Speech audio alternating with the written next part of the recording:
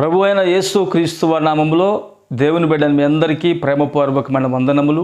ఈ నూతన సంవత్సరములో నూతనమైనటువంటి ఆశీర్వాదములు మీరు పొందుదురుగాక. ఆమేన్. పరిశుద్ధ గ్రంథంలో దేవుని వాక్యమును ధ్యానించుకుందాం. కొరింథీయులకు రాసినటువంటి మొదటి పత్రిక 14వ అధ్యాయము 20వ వచనము. సహోదరులారా, మీరు బుద్ధి విషయమై పసిపిల్లలు కాక దుష్టత్వము విషయమై శిశువులుగా ఉండుడి, బుద్ధి విషయమై పెద్దవారులై ఉండుడి. ఆమేన్. ప్రేమణ దేవుని బిడ్లారా, ఈ రోజున మనము విశ్వాస జీవితంలో లేక ఆత్మీయ జీవితంలో ఎంతో పవిత్రంగా మన జీవితాన్ని మనము కాపాడుకొని నడిపించుకోవాలండి. బుద్ధి విషయమై మనం పెద్దవాళ్ళమై ఉండాలి, శిశువులుగా ఉండకూడదు. కానీ దుష్టత్వం విషయమై శిశువులుగా ఉండాలి. శిశువు అంటే అప్పుడే పుట్టినటువంటి బిడ్డని శిశువు అంటారండి.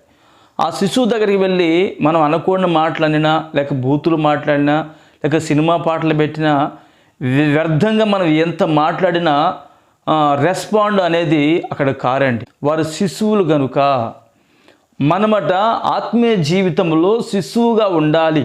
అంటే దుష్టత్వం అనేది, పాపం అనేది మనల్ని పడగొట్టడానికి అపవాది అనేకమైనటువంటి ఉరులు వాడు మనకి ఎదురయ్యే విధముగా వాడు సమస్యలు పెట్టినప్పుడు ఆ దుష్టత్వం విషయమై అంటే మనము శిశువుగా ఉండాలి, కానీ దుష్టత్వం విషయమై పెద్దవారుగా అయితే ఉండకూడదట. మరి పెద్దవారులు అంటే పెద్దవాడివే, పెద్ద వ్యక్తివే అయితే నీవు పాపం విషయమై శిశువుగా ఉండాలి. బుద్ధి విషయమైతే శిశువుగా ఉండకూడదు, బుద్ధి విషయమై పెద్దవాడివై ఉండాలి. అలా ఎప్పుడైతే నువ్వు ఉంటావో నీవు అపవాదిని జయిస్తావు, నువ్వు పాపాన్ని జయిస్తావు, నీవు శరీర కోరికలను జయిస్తావు, నీవు ఈ లోక సంబంధమైన ఇహలోకపు ఇచ్చలను నీవు జయించి పరలోక మహిమ కొరకు సిద్ధపరచబడతావు.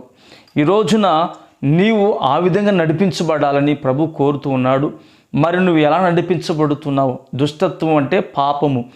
పాపం విషయమై పెద్దవాడివే ఉండవద్దు, పాపం విషయమై శిశువులాగా ఉండు. అంటే ఆ శిశువు దగ్గరికి మనం పాపాన్ని తీసుకుని వెళ్ళి మోసి ఆడ మాట్లాడినప్పుడు ఏ విధంగా స్పందించడో ఆ విధంగా మనం ఉండాలండి.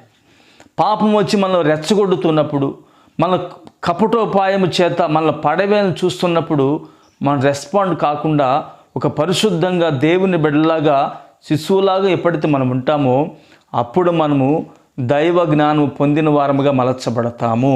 ఆమేన్. ప్రార్థన చేసుకుందాము. ప్రేమగల తండ్రి, స్తోత్రము నాయన. పాపం విషయమై మేము పసిపిల్లలుగా ఉండాలని, శిశువుగా ఉండాలని, బుద్ధి విషయమైతే పెద్దవారమై ఉండాలని మీరు మాకు తెలియపరిచి ఉన్నారు.